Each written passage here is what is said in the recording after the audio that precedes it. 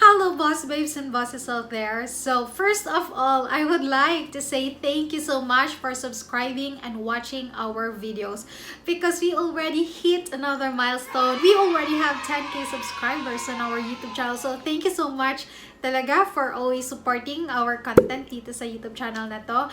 And just let us know kung ano pa yung content topics or mga tutorials na gusto nyong gawin ko. And because of that, Canva sponsored our 10k subscribers milestone. Just read the mechanics below. Nasa description box lang. Just follow that steps for you to have an entry sa pag-giveaway na naman natin. Timing na timing din kasi yung tutorials na gagawin natin ngayon is for Canva Pro users. So yung mga Canva Pro users, you can do it with me. Kung kayo, wala pa kayong Canva Pro account, you are using the free account lang sa Canva, don't forget to join the pag-giveaway natin sa baba. Again, the mechanics is in the description box. You can just follow that one and then that's it. So without further ado, the content topic for today is to plan, create, and schedule content for 30 days using Canva Content Planner. And I will also teach you on how to connect your social media accounts to Canva Content Planner. So yeah, if you are interested to learn how to do that on your own, just keep on watching. But before I'm going to share my screen with you guys, I would like you to really have a concrete topics na every day for 30 days para when you are going to create the graphics, hindi kayo masyadong mahirapan kung ano yung mga pictures na gagamitin nyo for that post. The more kasi na may specific na kayo na topic, the more it will be easier for you to know kung ano yung graphic na ilalagay nyo doon sa post na yun or on that day, right? I have this video here. You can watch that one. It's content planning. So maybe after this one, if you haven't watched that, para magkaroon kayo na ideas on what are the content topics that you can post to your social media or to the social media of your clients. As what I have said again sa previous video ko na hindi talaga necessary na everyday kayong mag-post sa social media. It's really up to you or to your clients, but most based lang sa akin ha, I'm not sure sa ibang social media managers, pero yung mga very rich yung content ng every post na kailangan, I just said it na 3 times max yung publishing of content sa social media ng clients ko. Pero yung mga one-liner na copy or one-liner na caption, pwede siyang per day or twice per day. It really depends sa client or it depends sa goal ng social media accounts nila. Is it to convert? Is it for awareness? Is it for, engagements, conversions? Yung buyer's journey stages. Check this video again if you don't know what is buyer's journey stages. Kung more on personal account lang tong gagawin nyo, para ma-build yung profile nyo online, I would suggest that you can go to Pinterest and just type 30 days content for social media. Merong lalabas doon na mga content topics na pwede nyong i-share, especially if personal brand lang.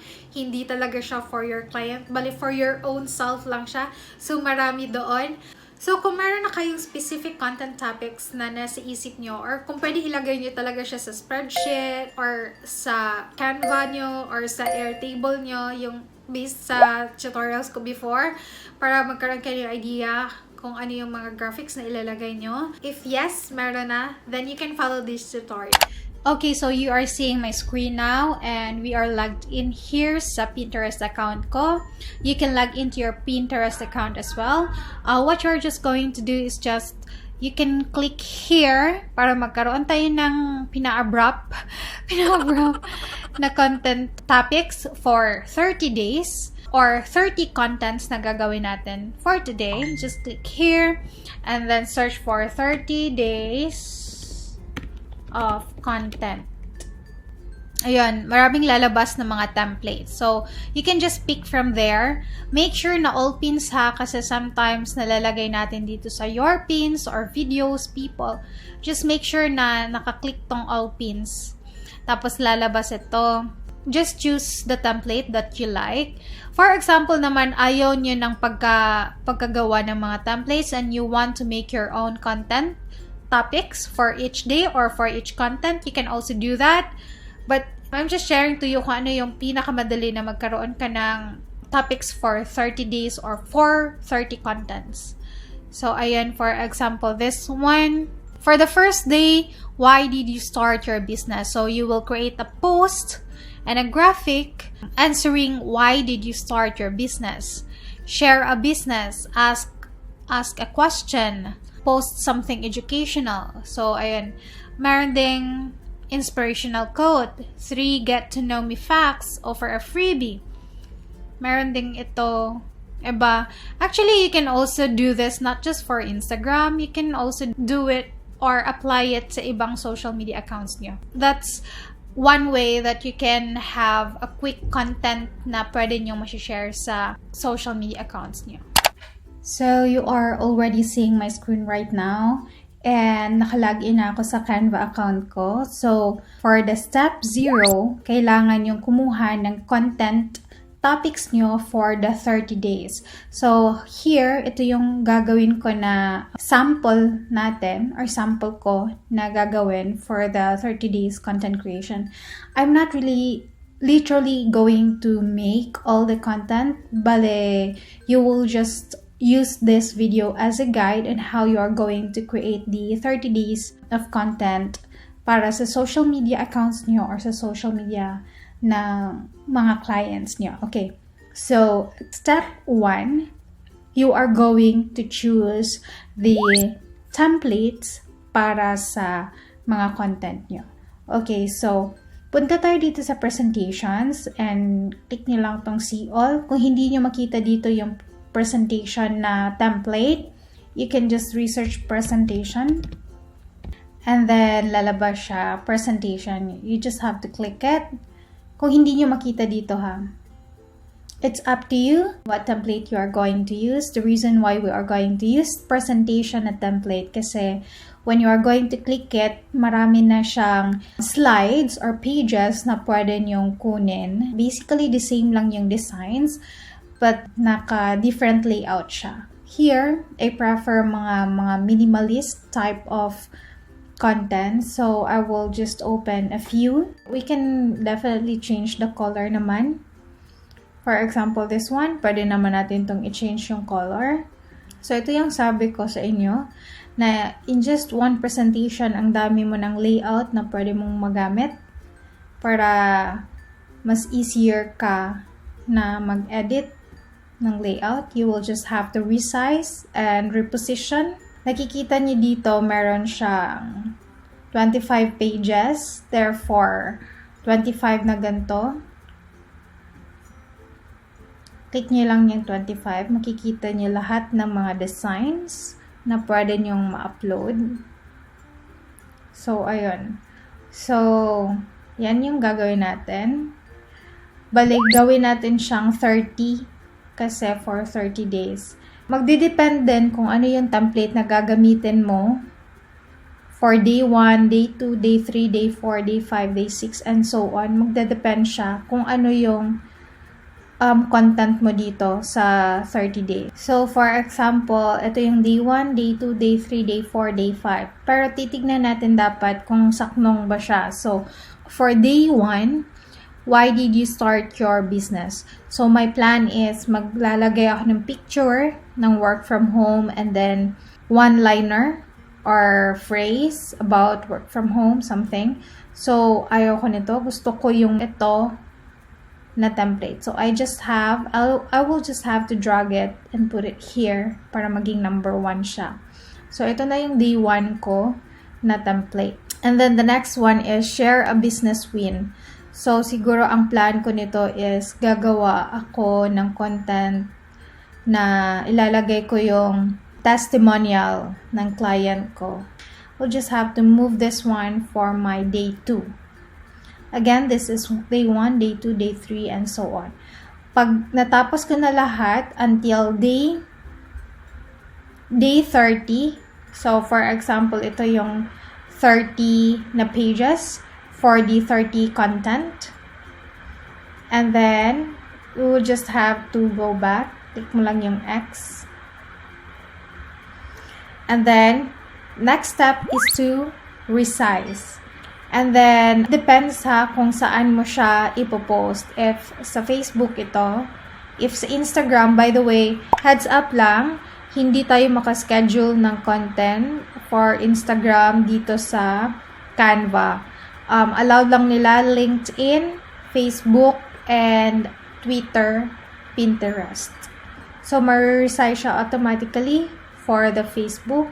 Again, lalabas lang tong resize pag naka-premium ka. As far as I know, walang resize pag free account lang. So, pagkatapos mo siyang ma-resize, the next step would be changing the text, the images, resizing if it's needed, repositioning if it's needed, kung gusto mo siyang ibahin, change the text as well. Huwag kayong maglagay ng super maliit na text since mapapublish ito sa social media. So, hindi masyadong makita.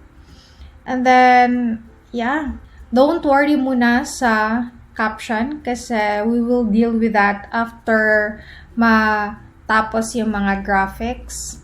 For example, maglalagay lang kayo ng picture, work from home, or it depends kung ano yung ilalagay niyo na picture. Kung mag-a-upload kayo, you can go here sa upload. Kung gusto niyo ng mukha niyo yung ilalagay, pwede din dito na lang sa photos and you will just search here.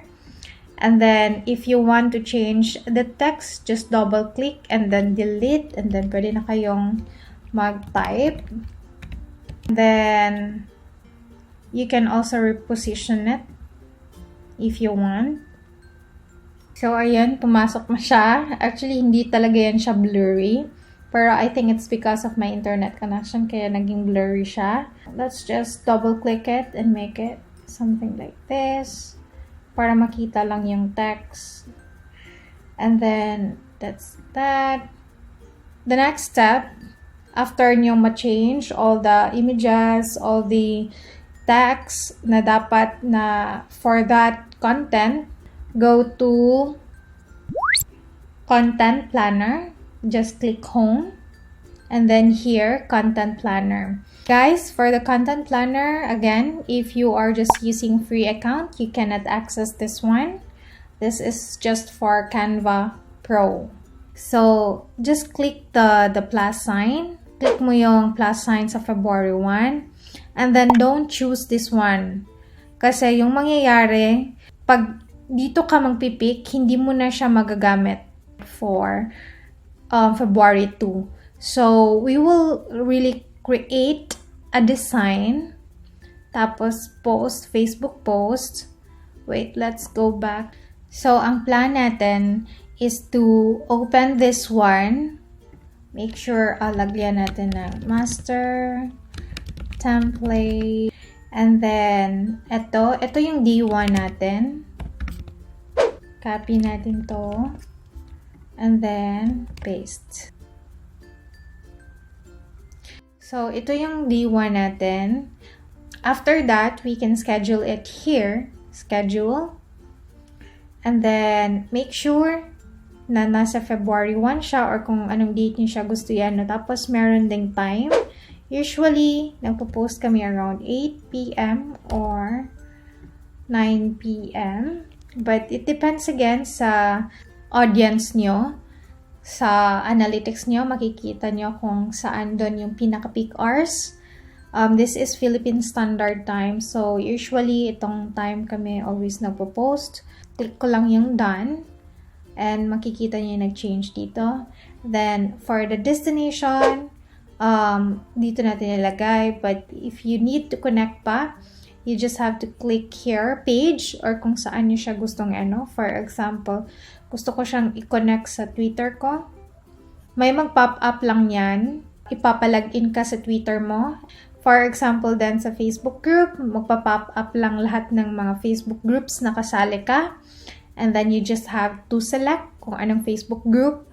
And then, ayan. So, automatic na siya na mako-connect. Then, for example naman, Pinterest. If I'll click here, lalabas din yung mga boards. But make sure pag Pinterest, dapat Pinterest din yung size ng post nyo. Pag Twitter, dapat naka-Twitter post din siya. But for me, itong ginawa natin is for Facebook. Dito ko siya isa-schedule. Ayan. So, dito mo ilalagay yung sample caption or copy mo. Schedule post mo lang. But for me, this is just sample copy pa lang siya. So, I will just hit save draft. Tapos, click ko lang yung content planner. Tapos, babalik na ako dun sa content planner natin. As you can see, meron ng draft here, yung ginawa natin. So, nakalagay dito draft pa lang. So, pwedeng ma-delete, pwede mo siyang i-delete, pwede mong i-change time, pwedeng edit design, ito, gusto mo siyang palitan. February 2, again, just the same lang yung process. Create design, tapos Facebook post, tapos balik tayo sa master template. Dito tayo sa page 2. Page 2 is for day 2. And then, copy lang natin siya. Highlight all. Tapos, Command V. And then, click, name it day 2. And then, change nyo lang yung wordings. Change nyo dito. If you think na may needed na idagdag or kung gusto nyo lagyan ng picture. Don't forget again to change the time. So, 8 p.m. Pwede din 8:30. It depends para malaman mo kung ano talaga yung pinakamagandang time. And then done. Choose a destination. BossedUpPH. And then, sample copy na naman. Kaya ko siya sinisave as draft kasi hindi ko gusto ma-post talaga siya kasi mga sample lang to. So, kung okay na sa inyo yung copy, okay na sa inyo yung image, just click schedule post and then save. Basically, yan yung gagawin nyo for the contents that you have created until day 30. So, what I like about it is that isahang platform na yung gagamitin nyo for the content planning, for the creation of graphics, and for the creation of copy dito is isahan na lang siya. Tapos, pag i-hit ko yung save and schedule, automatic, pag dadating na yung time ng scheduled post niya or scheduled publish date, mapapublish siya automatic.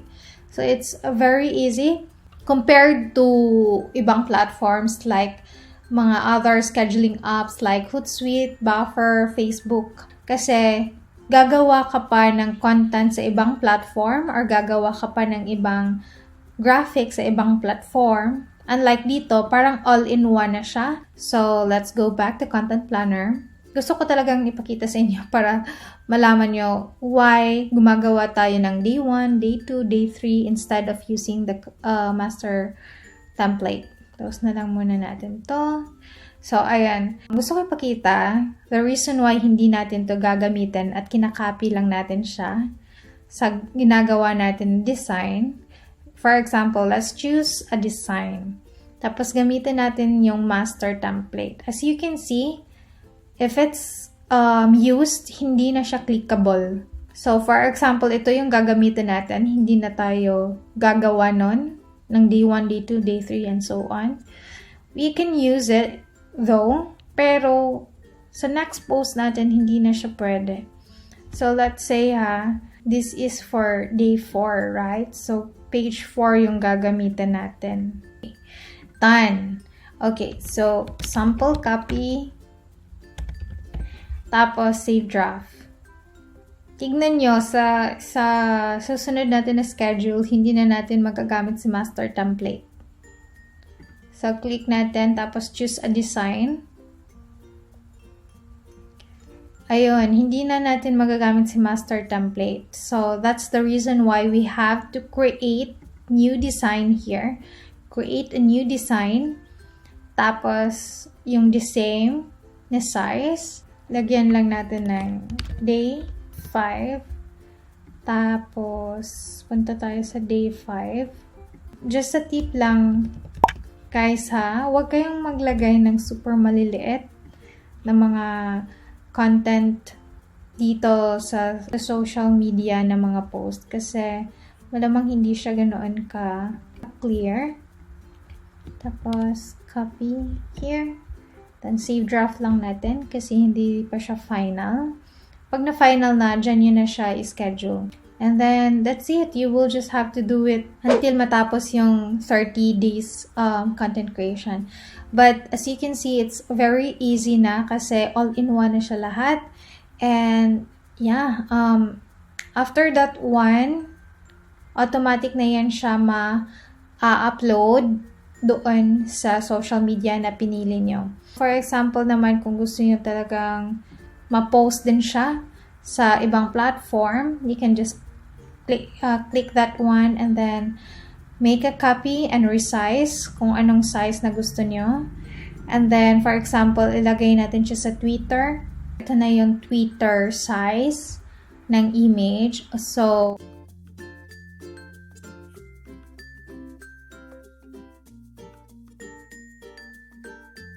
meron siyang Twitter. For example, let's create design pa rin. And then, let's do for Pinterest. So, again, dito lang sa tatlong dots. Make a copy and resize for Pinterest. The reason why I'm not choosing Instagram, kasi hindi natin naman masischedule yung Instagram dito. So, for example, this one.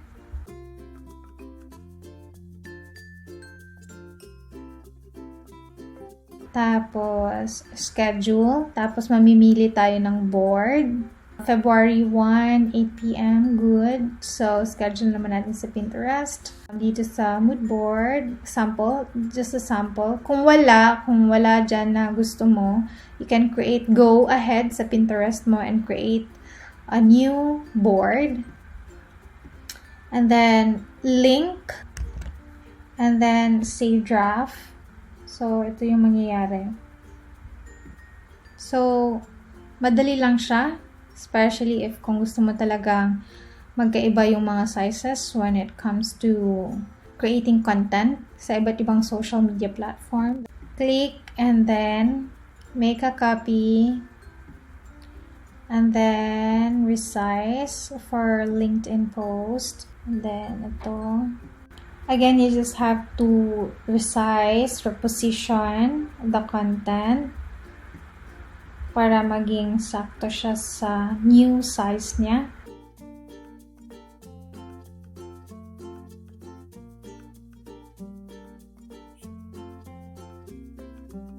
So, ito yung mangyayari pag marami kang nakaschedule na iba't ibang social media platforms. But, yeah, pinakita ko lang kung paano mag-schedule, mag-resize sa iba't ibang platforms yung gagawin nyo. I-continue nyo lang. For example, hindi naman talaga necessary na sa lahat ng social media platforms kayo magpo-post. So, pick na lang kayo, at least 1 or 2 siguro. Pwede na ding sa Facebook lang, pwede lang ding sa LinkedIn lang. It's up to you. And then, just the same steps lang, lahat yung gagawin nyo. And make sure na magdidepend yung graphics, yung text, yung copy or caption nyo dito sa content, 30 days of content. You may create your own 30 days of content or you may just go here sa Pinterest and look for templates. And yeah. So that's it, guys. That's how easy it is. You can follow that flow para hindi kayo mahirapan, especially if madamihang content yung gagawin nyo. And siguro mahihirapan lang talaga tayo when it comes to creating captions, yung pagpipili ng mga pictures na gagamitin natin sa graphics natin. So, if you love writing captions, yung mga ganun, madali lang yun sa inyo. And then, it really depends sa isang tao kung ikaw mas gusto mo ng graphics, tapos hindi ka masyadong doon ka magte-take time ka paggawa ng mga bagay na nahihirapan ka. Hopefully, nakatulong yan sa inyo para magkaroon kayo ng smooth workflow para sa social media accounts niyo or para sa social media accounts ng mga clients nyo.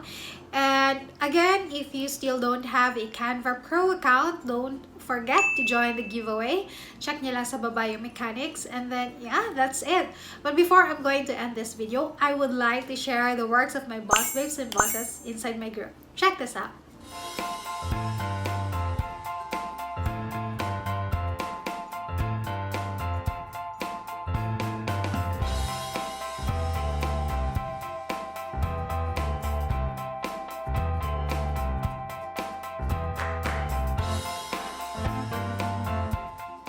you would like to join our Facebook page, just research I'm Ready to Boss Up by Britx. And also don't forget to like our Facebook page, BossedUpPH, and also follow us on our Instagram account at Britx and BossedUpPH. And yeah, I'll see you guys on my next one. Bye!